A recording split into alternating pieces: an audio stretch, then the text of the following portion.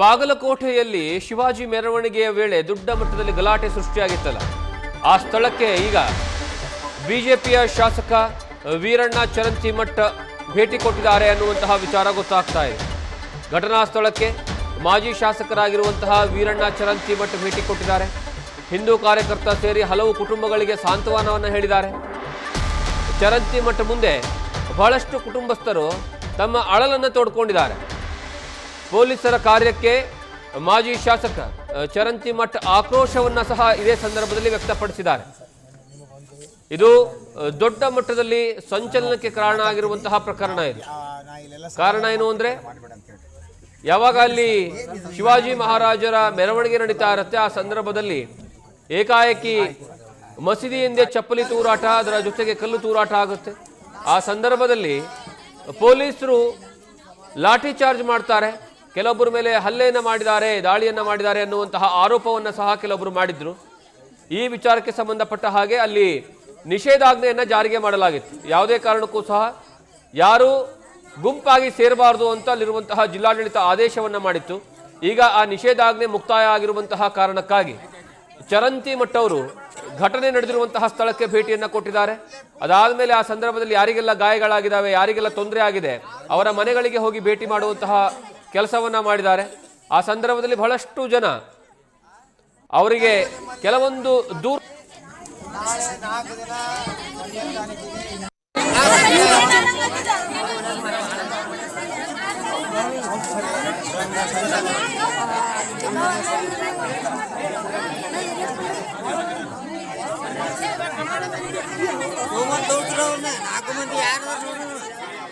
ಮಗ ನೋಡ್ತೀವಿ ನಾವು, ಮಗ ನೋಡಿಲ್ಲ ಅವ್ರನ್ನ, ಮಗ ತೋರಿಸಿಲ್ಲ ಅವ್ರನ್ನ.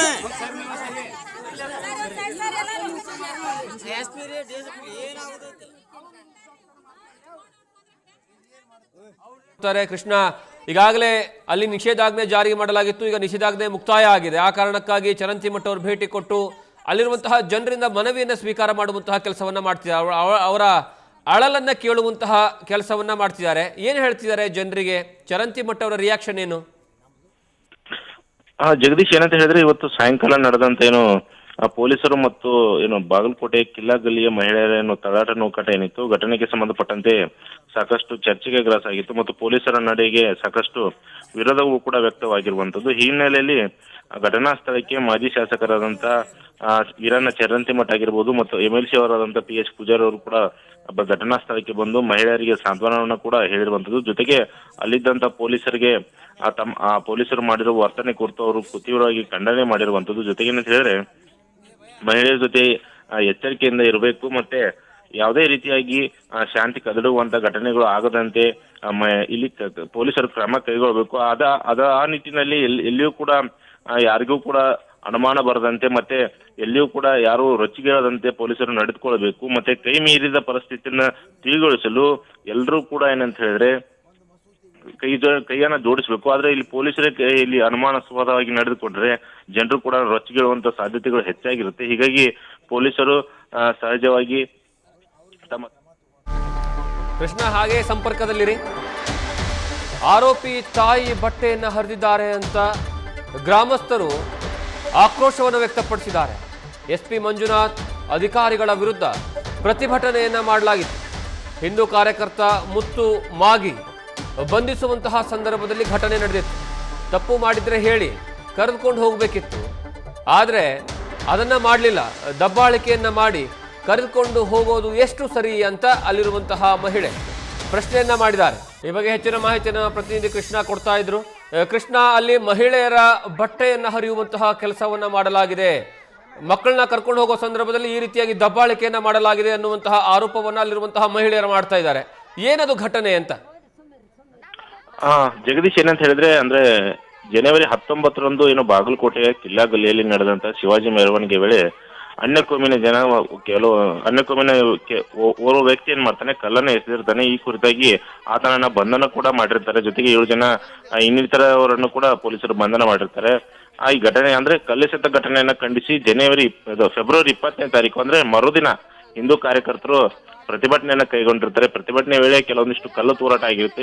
ಈ ಕಲ್ಲು ತೂರಾಟಕ್ಕೆ ಸಂಬಂಧಪಟ್ಟಂತೆ ಕೆಲವೊಂದಿಷ್ಟು ಹಿಂದೂ ಕಾರ್ಯಕರ್ತರನ್ನು ಕೂಡ ಪೊಲೀಸರು ಬಂಧನಕ್ಕೆ ಒಳಪಡಿಸಲು ಮುಂದಾಗ್ತಾರೆ. ಜೊತೆಗೆ ಅಂತ ಹೇಳಿದ್ರೆ ಈ ಕುರಿತು ಸಾಕಷ್ಟು ವಿರೋಧ ಕೂಡ ವ್ಯಕ್ತವಾಗಿರುತ್ತದೆ. ಈ ಹಿನ್ನೆಲೆಯಲ್ಲಿ ಇವತ್ತು ಪೊಲೀಸರು ಕೂಡ ಅದೇ ಪ್ರಕಾರಕ್ಕೆ ಸಂಬಂಧಪಟ್ಟಂತೆ ಮುತ್ತು ಮಾಗಿ ಎಂಬ ಹಿಂದೂ ಕಾರ್ಯಕರ್ತನನ್ನು ಕೂಡ ಬಂಧನ ಮಾಡೋದಕ್ಕೆ ಆತನ ಮನೆಗೆ ಹೋಗ್ತಾರೆ. ಮನೆಗೆ ಹೋದ ಸಂದರ್ಭದಲ್ಲಿ ಆತನ ತಾಯಿ ಮತ್ತು ಆತನ ತಂದೆ ಜೊತೆ ಪೊಲೀಸರು ಅನುಚಿತವಾಗಿ ವರ್ತನೆ ಮಾಡಿದ್ದಾರೆಂಬ ಆರೋಪವನ್ನ ಆತನ ಮನೆಯವರು ಮಾಡಿರುವಂತದ್ದು. ಜೊತೆಗೆ ಆತನ ತಾಯಿಗೆ ಬಟ್ಟೆ ಹಾಕಿದ್ರು, ಬಟ್ಟೆಯನ್ನ ಹರಿದಿದ್ದಾರೆ ಮತ್ತು ಆತನ ತಂದೆ ಬಟ್ಟೆ ಭಾಗಕ್ಕೆ ಪೊಲೀಸರು ಒದ್ದಿರುವುದಾಗಿ ಅವರ ಕುಟುಂಬಸ್ಥರು ಕೂಡ ಈಗಾಗಲೇ ಆರೋಪವನ್ನ ಕೂಡ ಮಾಡಿರುವಂತದ್ದು. ಇನ್ನ ಈ ಆರೋಪಕ್ಕೆ ಸಂಬಂಧಪಟ್ಟಂತೆ ಘಟನೆಗೆ ಸಂಬಂಧಪಟ್ಟಂತೆ ಕೈ ಮೀರಿದ ಪರಿಸ್ಥಿತಿಯನ್ನು ತಿಳಿಗೊಳಿಸಲು ಸ್ಥಳಕ್ಕೆ ಆಗಮಿಸಿದಂತ ಅಡಿಷನಲ್ SP ಆದಂತ ಮಂಜುನಾಥ್ ಅವರು ಈ ಘಟನೆ ಬಗ್ಗೆ ಅವರ ಮನೆಯ ಸದಸ್ಯರೇನಿದ್ದಾರೆ ಅಂದ್ರೆ ಬಟ್ಟೆ ಹರಿದಿರಾಗಿರ್ಬೋದು ಮತ್ತೆ ಹೊಟ್ಟೆಯ ಮೇಲೆ ಒದ್ದಿರುವುದರ ಕುರಿತು ಪೊಲೀಸರಿಗೆ ಮನವರಿಕೆಯನ್ನ ಮಾಡ್ತಾರೆ. ಈ ವೇಳೆ ಮಂಜುನಾಥ್ ಇದ್ದಾರೆ, ಅಡಿಷನಲ್ SP ಮಂಜುನಾಥ್ ಅವರು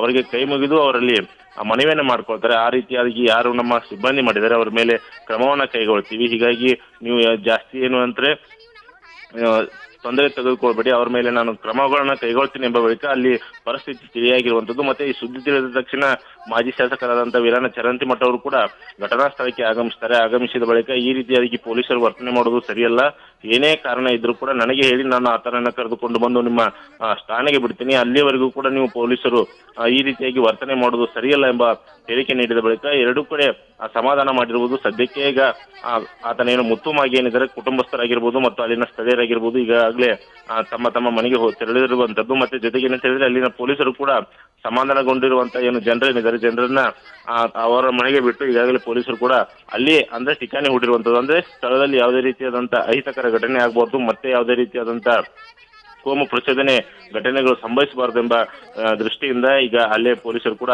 ಠಿಕಾಣಿ ಹೂಡಿರುವಂತದ್ದು. ಸದ್ಯಕ್ಕೆ ಎಲ್ಲವನ್ನ ಕೂಡ ಗಮನಿಸೋದಾದ್ರೆ ಇದು ಬೂದಿ ಮುಚ್ಚಿದ ಕೆಂಡದಂತಿರುವಂತಹ ಬಾಗಲಕೋಟೆ ಏನಿದೆ, ಪ್ರತಿದಿನವೂ ಕೂಡ ಇದೇ ರೀತಿಯಾಗಿ ಒಂದಿಲ್ಲ ಒಂದು ಕಾರಣಕ್ಕೆ ಮತ್ತೆ ಪ್ರಕರಣ ಬೆಳಕಿಗೆ ಬರ್ತಾ ಇರುವ ಹಿನ್ನೆಲೆಯಲ್ಲಿ ಪೊಲೀಸರು ಇನ್ನೂ ಕೂಡ ಮುಂಜಾಗ್ರತಾ ಕ್ರಮಗಳನ್ನ ಕೈಗೊಳ್ಳಬೇಕು. ಮತ್ತೆ ಎಲ್ಲಿಯೂ ಕೂಡ ಅಹಿತಕರ ಘಟನೆ ಆಗದಂತೆ ಇನ್ನಷ್ಟು ಮುಂಜಾಗ್ರತಾ ಕ್ರಮಗಳನ್ನ ಕೈಗೊಳ್ಳಬೇಕಾಗಿರುವಂತದ್ದು ಅನಿವಾರ್ಯವಾಗಿರುವಂತದ್ದು. ಜಗದೀಶ್, ಥ್ಯಾಂಕ್ ಯು ಕೃಷ್ಣ ನಿಮ್ಮೆಲ್ಲ ಮಾಹಿತಿಗಾಗಿ.